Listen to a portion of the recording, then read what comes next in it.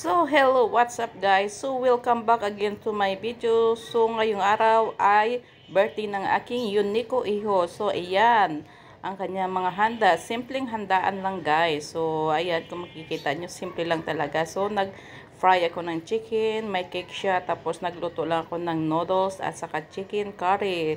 So, alam nyo na guys, pag mga hindi mawala ang curry. So, ayan, simple lang talaga at saka konti lang naman ang kanyang bisita. So, ayan ang birthday boy. Yan ang aking anak. So, yan ang bunga ng Pil Bangla na within 15 years. So, 15 years na siya ngayon.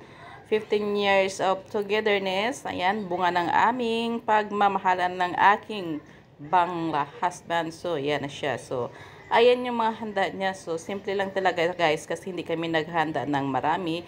So, every year naghanda lang ako ng simple. May cake lang siya at saka konting. So, ayan nga pala ang kanyang dalawang bisita. Tatlo sana yan pero wala yung isa. Thanks for watching guys.